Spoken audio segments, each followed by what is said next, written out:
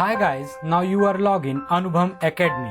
हमारी series quick revision with previous year questions में आप सभी का स्वागत है। चैनल को सब्सक्राइब जरूर करें जिससे इसी तरह के वीडियोस आपको आगे मिल सकें। कि अगले वीडियो में हम इसी टॉपिक से रिलेटेड प्रीवियस ईयर्स के एग्जामों में पूछे गए क्वेश्चनों के बारे में पढ़ेंगे। आइए शुरुआत करते हैं ब्रिटिश ताज के शासनाधीन पारित अधिनियमों के बारे में।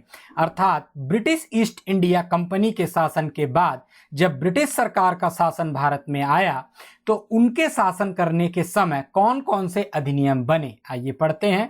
पहला, भारत शासन अधिनियम 1858 के द्वारा भारत का शासन ब्रिटिश ताज के अधीन कर दिया गया। गवर्नर जनरल को अब भारत का वायसराय भी कहा जाने लगा, जो ब्रिटिश ताज का प्रत्यक्ष प्रतिनिधि बन गया। लॉर्ड कैनिंग भारत के प्रथम वायसराय बने।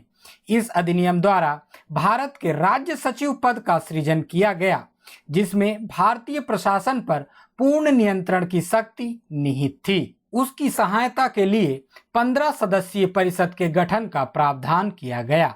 आइए अब देखते हैं भारत परिषद अधिनियम 1861, जिसके द्वारा कानून बनाने की प्रक्रिया में भारतीय प्रतिनिधियों को शामिल करने की शुरुआत हुई।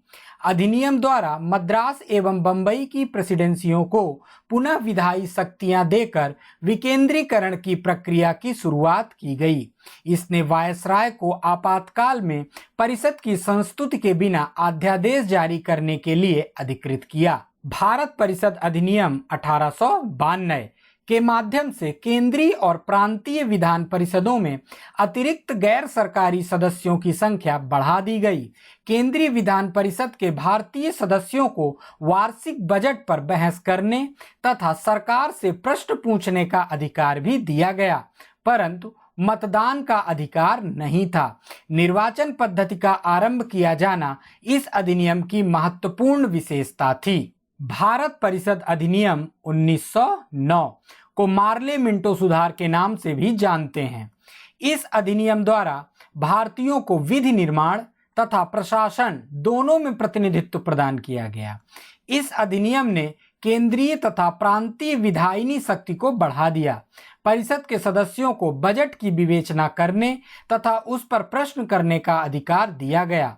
पृथक निर्वाचन के आधार पर मुस्लिमों के लिए सांप्रदायिक प्रतिनिधित्व का प्रावधान किया गया था। भारत शासन अधिनियम 1919 को मॉन्टेग्यू चैम्सफोर्ड सुधार के नाम से भी जाना जाता है। इस अधिनियम द्वारा पहली बार प्रत्यक्ष चुनाव प्रणाली अपनाई गई।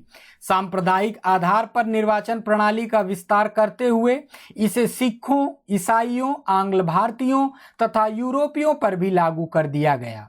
इस अधिनियम द्वारा पहली बार केंद्र में द्विसदनीय व्यवस्था स्थापित की गई।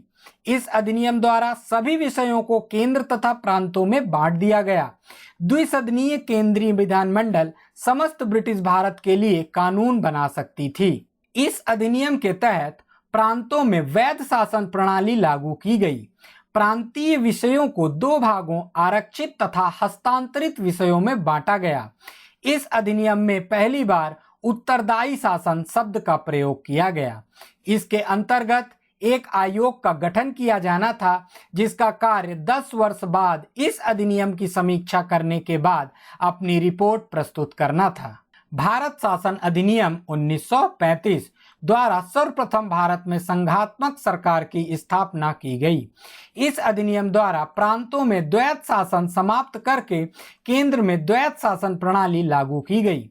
भारत में मुद्रा एवं साख पर नियंत्रण के लिए भारतीय रिजर्व बैंक की स्थापना की गई। दोस्तों ध्यान रखेंगे, भारतीय रिजर्व बैंक की स्थापना भारत शासन अधिनियम 1935 के द्वारा की गई थी। सांप्रदायिक निर्वाचन प्रणाली का विस्तार करते हुए दलित जातियों, महिलाओं और मजदूरों को इसमें सम्मिलित किया गया। इसको भी ध्यान रखेंगे, दलित जातियों, महिलाओं और मजदूरों को सांप्रदायिक निर्वाचन प्रणाली में सम्मिलित किया गया भारत शासन अधिनियम 1935 के द्वारा। इसी अधिनियम के तहत वर्ष 1937 में संघीय न्यायालय की स्थापना की गई। इस अधिनियम द्वारा बर्मा को ब्रिटिश भारत से अलग कर दिया गया तथा 2 नए प्रांत सिंध और उड़ीसा का निर्माण हुआ। इसके तहत कुछ प्रांतों में द्विसदनात्मक व्यवस्था की गई। भारतीय स्वतंत्रता अधिनियम 1947 ने 15 अगस्त 1947 को भारत को स्वतंत्र एवं संप्रभु राष्ट्र घोषित किया। इसने वायसराय का पद समाप्त कर दोनों डोमिनियन राज्यों में गवर्नर जनरल का पद सृजित किया। इसके अंतर्गत शाही उपाधि से भारत का सम्राट शब्द समाप्त कर दिया गया। दोस्तों, इसके अगले वीडियो में हम इसी टॉपिक से संबंधित जो प्रश्न इसके पहले जो भी परीक्षाएं हुई हैं उनमें पूछे गए हैं वही प्रश्न हम आपको बताएंगे। तो चैनल को सब्सक्राइब जरूर कीजिएगा जिससे इसी तरह के वीडियोस हम आप तक पहुंचा सकें। नमस्कार दोस्तों।